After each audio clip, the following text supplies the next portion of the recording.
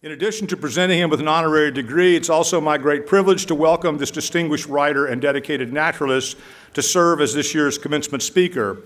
Scott Weidensaul's application of words to the natural sciences makes him an excellent choice to address the graduates of Albright College, and we are most grateful for his presence here today. After spending 10 years as a newspaper reporter, Mr. Weidensaul transitioned to an acclaimed freelance writing career. He has written more than 24 books on nature and wildlife, and as Dr. Meck noted, his work, Living on the Wind, Across the Hemisphere with Migratory Birds, was a finalist for the 2000 Pulitzer Prize. His writing has appeared in dozens of publications, including Audubon, for which he is a contributing editor, Nature Conservancy, and National Wildlife, and he lectures widely on conservation and nature. This fall, he will publish the Peterson Reference Guide to Owls of North America and the Caribbean. All of that would be impressive enough, but Mr. Weidensaul, in addition, maintains an active presence in field research. He is one of fewer than 200 licensed hummingbird banders, imagine that, in North America, and is also studying the ecology and movements of the northern saw-whet owl, the smallest owl in the East. Communications and science sounds just like one of our interdisciplinary majors. Ladies and gentlemen, please join me in welcoming Scott Weidensaul.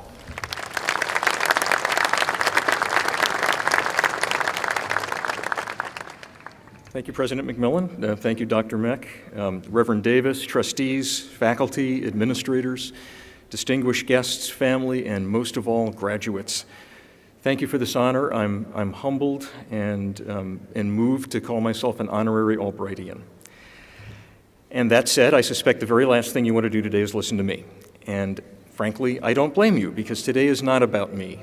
Today is about you, not about anybody else up here in the front. You have pulled this off. No one, not your parents, not siblings, not best friends, not spouses or lovers, will ever fully understand what it took for you to reach this point. This is your moment, not mine, which is why I'm going to keep what follows short and sweet. You have a lot to be proud of and a lot to celebrate, and I do not intend to stand in your way. It's weird. I've been a writer for almost 40 years. I was a reporter and an editor. I've written books that have taken me all over the world and used up years of my life. And it turns out one of the most challenging writing assignments I've ever had is writing a commencement address. And that includes the stories I did that generated death threats. I wouldn't have thought that writing about the mob was going to be less challenging than this. The problem is a commencement address is this slender bridge over a chasm full of cliche and hackneyed banality and the temptation to offer questionable advice to people that you don't know. Frankly, I can think of more good reasons for you not to listen to me than reasons that you should. Whatever modest measure of success I've achieved has come despite a series of decisions that were either questionable at best or demonstrably bad, and that starts with having dropped out of college, which would seem on the face of it to disqualify me from doing this. I took a very weird, twisted route to get to the podium today. As a kid growing up in Schuylkill County, I was a museum-quality nature nerd. I was a wannabe herpetologist who wanted to study snakes, but who discovered when he actually started his freshman year of college that required an aptitude for mathematics that I lacked. So I jumped ship and became an art major with the idea that I would make my living as a wildlife artist, which, as it turns out, requires an aptitude for art that I mostly lacked. But in the process, I fell completely by accident into a career in writing. I guess I was third time lucky, because for 30 years this has been nothing but a continuing joy. And in those 30 or 40 years, I've gotten drawn back steadily into the kind of field research I dreamed about doing as a kid, except I long ago gave my heart to birds rather than snakes. So career advice from somebody with a history like me is probably suspect, and therefore I'm not going to give you any advice today. Just a simple warning. You know less than you think you do. Which I admit is kind of a bummer, because you've just spent years of your life and large sums of money trying to learn as much as possible, and parents, it's cool, they really did learn a lot. The fact is that we all know less than we think we do in really critical ways. I mean, sometimes the act of realizing how little we know is exhilarating. That's the definition of science. It's uncovering our ignorance one, exhilarating, exciting, electrifying fact at a time. And I can give you for instance. President McMillan mentioned the fact that one of the animals I study is the snowy owl, which is one of the most incredibly charismatic, instantly recognizable species on the planet. It's a raptor from the Arctic the size of a small child. They're snowy white, they have piercing yellow eyes, they have a 5-foot wingspan. They look soft and cuddly, but these things have 8 razor-sharp talons at the end of their feet and enough power in their feet to crush the bones in the back of your hand. And I should also point out, for the record, they have 0 interest in delivering mail for young wizards. Snowy owls breed at the highest latitudes of the Arctic, way up in the northernmost latitudes of this hemisphere. And they only come south in any numbers during these unpredictable invasions known as eruptions. Now, for a century, we thought these eruptions were triggered by famine, by the collapse of the lemming populations on which the owls feed. We assume that these northern birds are forced south by hunger and privation, and they wander this completely alien landscape full of trees and buildings and other things they've never seen until they succumb to disease or starvation. Which makes sense, except that almost everything about that narrative is wrong. In fact, almost everything that we thought we knew about snowy owls is wrong. For example, it's not privation that drives these birds south, but plenty.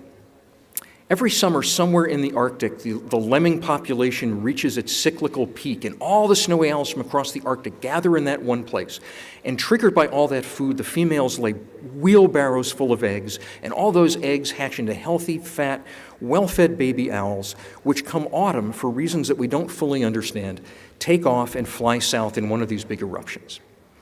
Now, 2 years ago, in the middle of the biggest such invasion that we've seen since the 1920s, I helped organize a continent-wide research program called Project Snowstorm, which, among other things, used cutting-edge GPS GSM transmitters to follow the movements of dozens of snowy owls in 9 states in real time. This was gee-whiz science at its most exciting.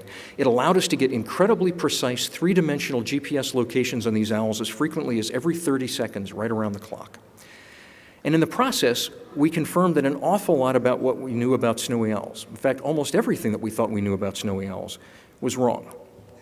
Far from starving, these erupting owls proved to be some of the fattest, healthiest wild raptors ever studied.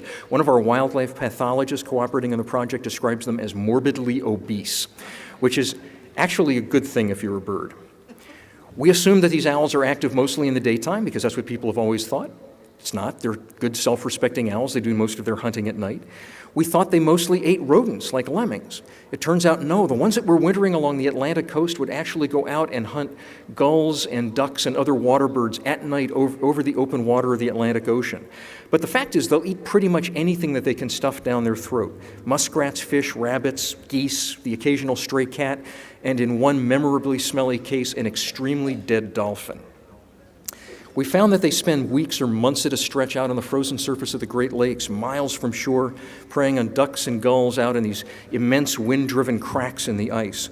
And what's really fascinating is that some of our scientist colleagues in Canada have found that the snowy owls do the same thing in the high Arctic during the wintertime, spending the perpetual darkness of the Arctic winter hunting sea ducks in permanent cracks in the ice called polynyas. So we're continually confronted with the fact that we know less than we think we do, as experience and discovery repeatedly pull the scales from our amazed eyes. It's exhilarating, but like I said, it's also humbling. Confronting one's ignorance is celebrated in science, but not so much in the rest of life. Instead, we tend to be comfortable with what we assume we know and complacent about challenging those assumptions. I'm a naturalist and a bit of a historian, and this is a lesson that hits me again and again in my work. Looking back through time, it's easy to be smug and self-righteous about those that came before us. Now, I wrote a book a couple of years ago that was a history of the eastern colonial frontier. The times hundreds of years ago when the very place where we sit today was the contested and frequently violent boundary between native and European cultures.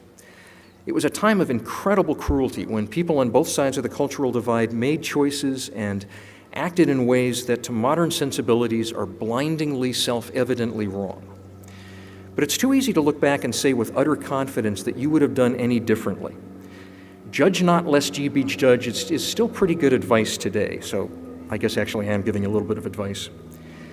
But everyone on the colonial frontier, European or native, in fact, almost everyone at every point in human history, was as utterly confident about the rectitude of their actions and the moral justifications underpinning them as we are about ours.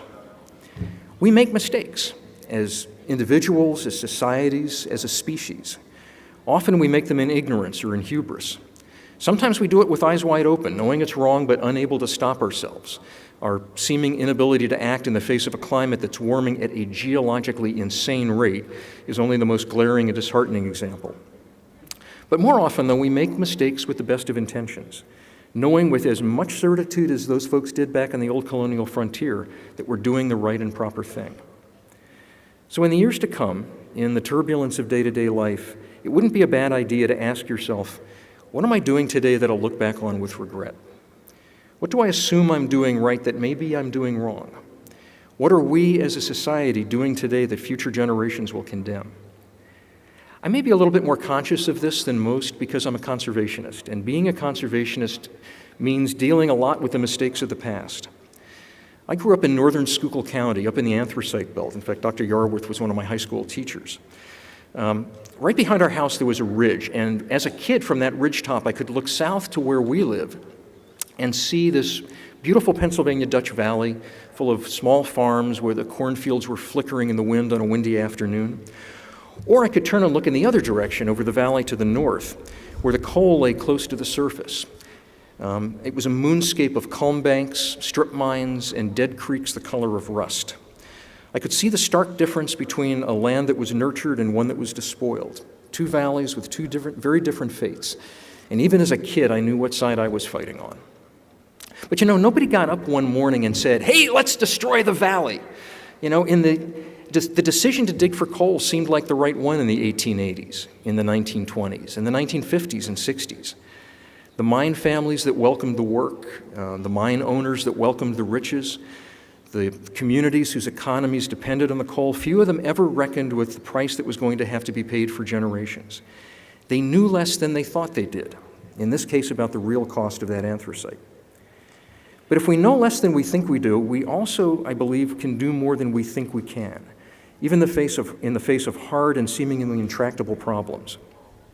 We have a responsibility to stretch beyond what common sense tells us is practical. I've seen what happens when we put our collective minds to accomplishing the impossible. A decade ago, I retraced the steps of two famous naturalists, an American named Roger Tory Peterson and a Brit named James Fisher, who in the early 1950s traveled 30,000 miles across the most remote part of the continent and wrote about it in a best-selling book called Wild America. As the 50th anniversary of their expedition rolled around, I realized it was a perfect opportunity to go back and look at how wildlife and wild lands have fared over the past half-century, how we as a society have protected our natural heritage, or in some cases failed to. So like Peterson and Fisher, I started in eastern Newfoundland and ended 4,500 miles to the west on a tiny cluster of islands in the frigid Bering Sea. And like them, I got there by way of the southern Appalachians, the Florida Keys, the deserts of the Southwest, the jungle mountains of Mexico, the rainforests of the Pacific Northwest, and a lot of other places in between. I expected that the trip was going to be long and exhausting, and it was. And I also had no doubt going into it that it was going to be depressing, because I was a kid of the coal fields, after all. Because as a naturalist, I'm sharply, achingly aware of all the things that we've lost in the wild world. One reason that I was drawn to write about the old colonial frontier, in fact, was because I wish I could have seen America in all of its wild, riotous, pre-settlement abundance. I wish I could have seen millions of silvery American shad surging up the Schuylkill River every May on their spawning run. I wish I could have seen old-growth forests of oak and hemlock that rang with the mating bugles of elk in the fall, seen passenger pigeon flocks billions strong landing on Neversink Mountain, or heard a chorus of wolves at midnight along the Kittatinny Ridge. But they're gone, and an awful lot else with them. The great conservationist Aldo Leopold said that the price of an ecological education is to live alone in a world of wounds. And this trip meant having to confront some of the worst of those injuries. And there certainly were times in the course of that journey when I felt despair welling up inside me, when I was confronted with the effects of generation of greed and looting in the land, when the ghosts of lost animals and lost landscapes were whispering on the wind. There were times when that world of wounds was very vivid. But an unexpected thing happened to me on my long Wild America journey, something that surprised me more than I've been surprised in a very long time. By giving me a 50-year perspective, the experience allowed me to see what we conservationists often overlook, that while there have been undeniable losses, we've also made incredible progress in the last half-century. We forget how bad it was and how hopeless it looked. In 1953, when Peterson and Fisher made their trip, you could, with almost complete impunity, foul the air and water, poison grizzly bears, harpoon great whales, dam priceless canyons, clear-cut old-growth forest in national parks, traffic in rare species, spray any pesticide on the market, and market any concoction you could come up with in the lab. The state of Alaska was still paying bounties every time somebody shot a bald eagle.